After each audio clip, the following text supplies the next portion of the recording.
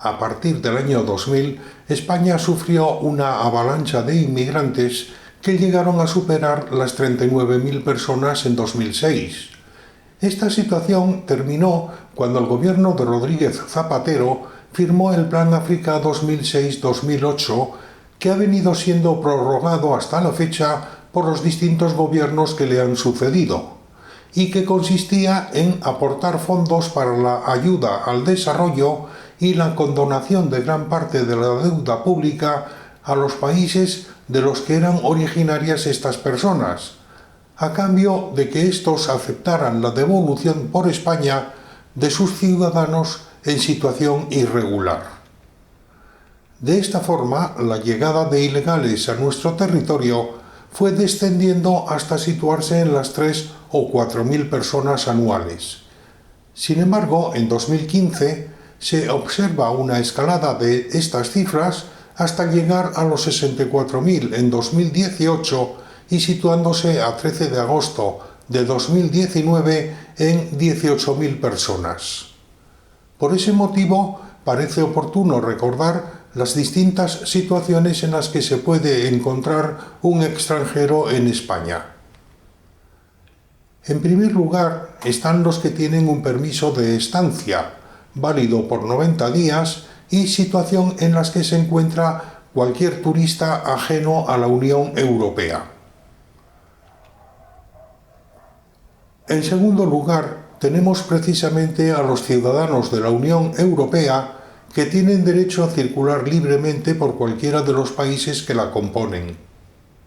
En tercer lugar, están los que poseen un permiso de residencia, normalmente acompañado de un permiso de trabajo. Son aquellos que han aceptado una oferta de trabajo en España o los que desean disfrutar aquí de su jubilación. En cuarto lugar, están los que disfrutan de un estatuto de refugiado. Son los apátridas o aquellos a los que se les ha concedido asilo político porque huyen de una guerra o porque en su país son perseguidos por su orientación sexual, su raza o su religión. Por parte del Estado, se les facilita el alojamiento en uno de los centros de acogida de refugiados y una asignación económica para cubrir sus gastos básicos con cargo a los impuestos pagados por los españoles. También tienen derecho a las mismas ayudas ofrecidas a los nacionales y en las mismas condiciones que estos. En esta situación se encuentran los que son rescatados por alguno de los barcos de salvamento que operan en el Mediterráneo. Y, finalmente, tenemos los inmigrantes irregulares, también llamados ilegales o sin papeles. Según el resultado de su intento de entrada en el país, su situación es diferente. Primero, los que son interceptados en la frontera son devueltos inmediatamente a su país de procedencia. Es el conocido caso de los asaltantes a las vallas de Ceuta y Melilla que son devueltos a Marruecos. Segundo, los que son interceptados en territorio español. Deben comparecer ante el juez acompañados de un abogado para tramitar el expediente de expulsión iniciado por la policía en el momento de su detención. Normalmente, en ese expediente se solicita su ingreso en un centro de internamiento de extranjeros por un periodo de 40 días o hasta que se resuelva ese trámite. Para atender sus necesidades, cuentan con la asistencia de diversas ONGs, aunque la más importante es Cruz Roja Española, que recibe anualmente del Estado español una subvención para este fin. En el año 2019 alcanzó el importe de 32.661.000 euros y se suma a la que le corresponde por la asignación establecida en el impuesto sobre la renta de las personas físicas. 3. Los que consiguen entrar en España y no ser interceptados se convierten en lo que conocemos como inmigrantes irregulares y tampoco se encuentran totalmente desamparados. Una persona en esta situación puede empadronarse en un municipio y acceder así a la asistencia sanitaria o la escolarización. En algunas comunidades autónomas se les permite el acceso a determinadas ayudas económicas como becas de comedor o de material escolar, aunque hay otras en las que los niños con padres en situación irregular quedan excluidos de esas ayudas. Además, en cada localidad habitualmente existen organizaciones como Cruz Roja, ACEN, CEPAIN, Cáritas, Red Acoge, etc., que trabajan en favor de las personas necesitadas con independencia de su situación administrativa. La situación de estos inmigrantes irregulares en sus países de origen puede ser resumida en una sola palabra: miseria. Vienen huyendo de la miseria y tratan de encontrar un futuro mejor para ellos y sus hijos.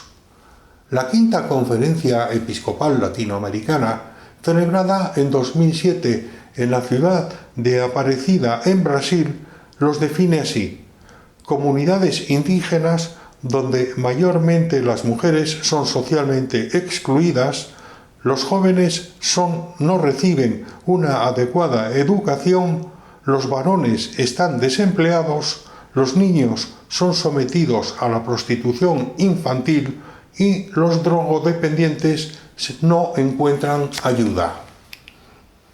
En ese mismo documento se culpan de esta situación a las instituciones financieras y a las empresas transnacionales, principalmente las industrias extractivas y la agroindustria, que subordinan la preservación de la naturaleza a su beneficio económico. El mismo Papa Francisco acusa al capitalismo de esa situación, como vemos en la entrevista concedida al periodista Jordi Évole y emitida por La Sexta Televisión. De hecho, ya en 1987, el último presidente de la Unión Soviética, Mikhail Gorbachev, decía en su libro Perestroika que el capitalismo ha llevado las relaciones económicas con Asia, África y Latinoamérica hasta un punto en el que naciones enteras se ven sentenciadas a un estancamiento económico, incapaces de satisfacer sus necesidades esenciales y sumidas en deudas monstruosas. Esto es debido a que, tras las guerras napoleónicas, las potencias europeas se repartieron Oriente Medio, el sur de Asia y casi toda la África en forma de colonias, mientras que Estados Unidos hacía lo mismo con Latinoamérica. A partir de ese momento, en los países industrializados se reduce la jornada laboral, se cotiza para la seguridad social y se dictan leyes protegiendo el medio ambiente. Así que los capitalistas deciden invertir su dinero en las industrias mineras y agrícolas del tercer mundo, donde además de no sufrir estas limitaciones y sobrecostes, podían explotar impunemente el trabajo infantil. Cuando, tras la Segunda Guerra Mundial, estos países acceden a la independencia, lo hacen bajo gobiernos que han sido impuestos por su metrópoli y con la condición de respetar los títulos de propiedad y las licencias de explotación minera que estaban vigentes en ese momento. Para solucionar la crisis de subsistencia que esto origina, en 2015, justo cuando se recrudece la inmigración en España, la Asamblea General de las Naciones Unidas aprueba su Agenda 2030 para el Desarrollo Sostenible, en la que afirman estar dispuestos a poner fin a la pobreza y al hambre en todo el mundo de aquí a 2030.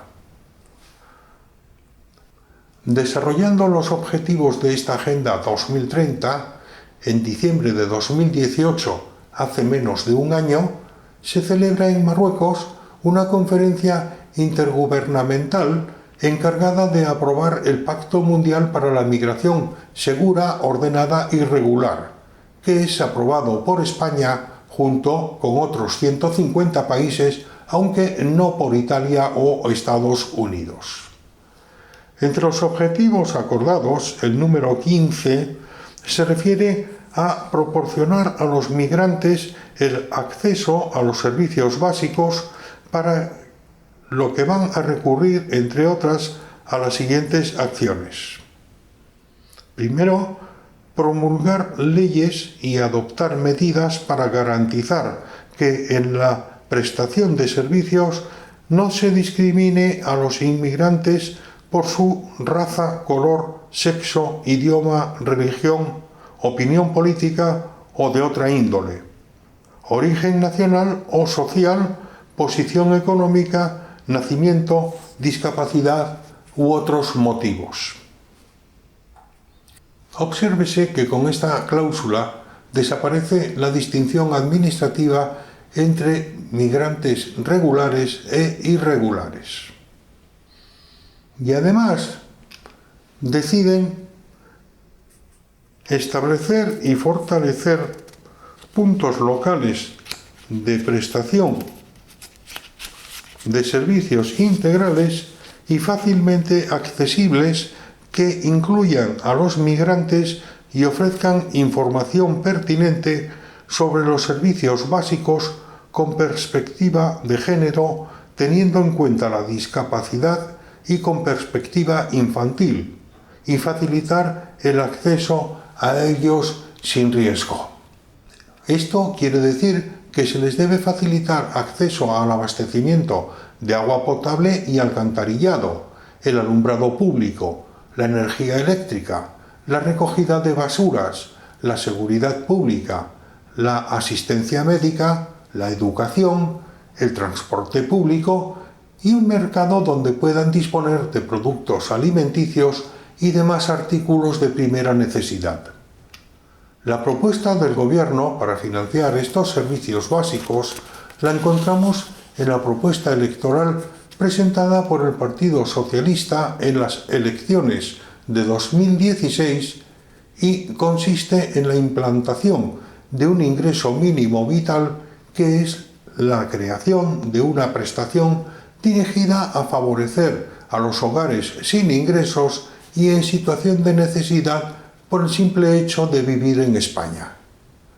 Ya en ese momento calculaban que deberían aumentar los impuestos en 6.450 millones de euros para financiar a 730.000 familias.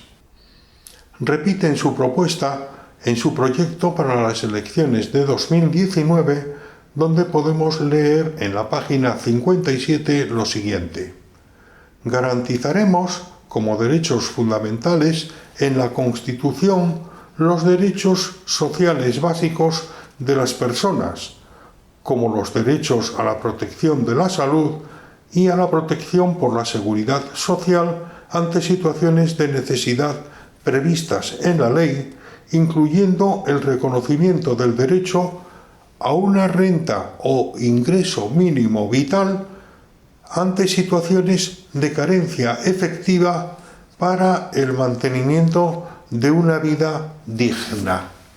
Por supuesto, en la caja de la descripción del vídeo dejo el enlace a todos estos documentos para que se puedan consultar con más detalle. También en 2015 el Papa Francisco publica su encíclica Laudato Si, muy centrada en la ecología mundial. En ella opina que el origen del deterioro de la calidad del agua y del aire, así como la deforestación y la pérdida de biodiversidad, se encuentra en la exportación de algunas materias primas para satisfacer los mercados en el norte y afecta a los recursos productivos de los más pobres, que se ven obligados a migrar. En consecuencia, hay una deuda ecológica entre el norte y el sur, y no hay fronteras políticas o sociales que nos permitan aislarnos. Mientras tanto, los medios de comunicación y las redes sociales insisten en mostrarnos nuestra obligación moral para proteger los derechos humanos de estas personas. Vamos a ver a modo de ejemplo uno de estos vídeos. Cada vez que alguien en el mar necesita ayuda, repites la frase de mételos en tu casa, porque con la de prefiero que se mueran ahogados se confirmaría sin matices tu falta de solidaridad. Sabes que salvar vidas en el mar no es una opción, es una obligación y se incluye en varios convenios de salvamento marítimo. Sabes que salvar vidas en el mar es algo incluido en el principio de solidaridad como una doctrina de la Iglesia Católica. Incluso Adam Smith, escritor del Manifiesto Capitalista, hablaba del altruismo como un motor de la economía. Sabes que salvar vidas en el mar forma parte de la Declaración Universal de los Derechos Humanos.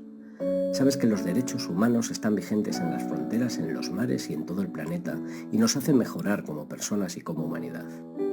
Pero sigues repitiendo, mételos en tu casa, porque crees que 151 personas valen menos que tu vecino. Dices que vienen a invadir Europa a la vez que eres incapaz de mirar a los ojos a esta mujer. Dices que lo haces por tus vecinos cuando jamás has ido a parar un desahucio o nunca te ha importado cuando vendían vivienda pública a fondos buitre. Dices que no hay dinero para todos, pero nunca te importaron los rescates con el dinero de todos a entidades financieras, a grandes empresas constructoras, automovilísticas o autopistas de peaje. No te importaban los volquetes de putas pagados con dinero público. Ni siquiera te importa que prefieran gastarse el dinero en armamento antes que en ayudar a los demás. Queremos que rescaten a las personas en el Mediterráneo porque es una obligación moral y humanitaria. No nos importa el dinero. Y por supuesto que es superior moralmente no ser un sociópata racista. Así que llévate tú a tu casa a los toros, a los curas, a la monarquía y a esas grandes fortunas y empresas que se llevan nuestro dinero a paraísos fiscales. Nosotros seguiremos defendiendo los derechos humanos.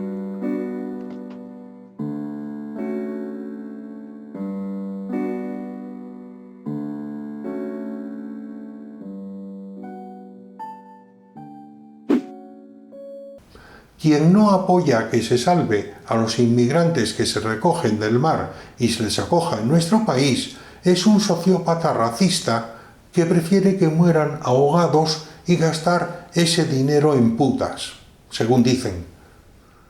Recordemos que los rescatados por estos barcos son recogidos en las costas de Libia, país que sufre una guerra civil y en el que su vida corre peligro, por lo que en España reciben el estatuto de refugiados y son asimilados administrativamente a los españoles. Esa es la razón por la que les compensa pagar miles de euros a las mafias involucradas en este tráfico humano. Y es cierto, como decía el poeta latino Juvenal, que este pueblo ha perdido su interés por la política y solo desea pan y circo. Pero el ciudadano medio debería recuperar su espíritu crítico y razonar la situación, aunque piense que hay los mismos motivos para proteger a los rescatados en las costas de Libia que a aquellos que fuerzan la frontera en Ceuta o Melilla. Los hechos que se deben analizar con seriedad son al menos los siguientes. Primero, en el continente africano, de un total de 1.000 millones de habitantes, hay 750 millones de personas que sobreviven con menos de 150 euros al mes. Lo primero de todo es cuantificar a cuántas de esas personas estamos en condiciones de acoger en un continente que tiene 400 millones de habitantes. Si nos acogiéramos a todos, y suponiendo que solo quisieran venir estos 750 millones, resulta que tendríamos que dividir nuestra riqueza entre 3 y darles a ellos 2 partes, mientras nos quedamos con el tercio restante. Aún así, y teniendo en cuenta el desempleo ya existente, ¿cuál sería el salario mínimo que debería pagar el empresario para contratar personal no cualificado? Porque corremos el riesgo de que nuestros hijos tengan que trabajar tan solo por la comida y el alojamiento en un chamizo, como lo hacían los esclavos en el siglo XVIII. Otro tema. Si es cierto que estamos de acuerdo en que la miseria del tercer mundo ha sido generada por las empresas transnacionales, ¿Por qué la Asamblea General de las Naciones Unidas no obliga a esas empresas a pagar unos impuestos y unas cotizaciones sociales justas en los países en los que están ubicadas y, con carácter de urgencia, no les obliga a construir escuelas y hospitales en los mismos? Resulta que quien debe rescatar a estas transnacionales de la deuda ecológica que tienen contraída somos, como siempre, los ciudadanos medios, a los que habría que subir los impuestos de forma dramática para garantizarles una vida justa.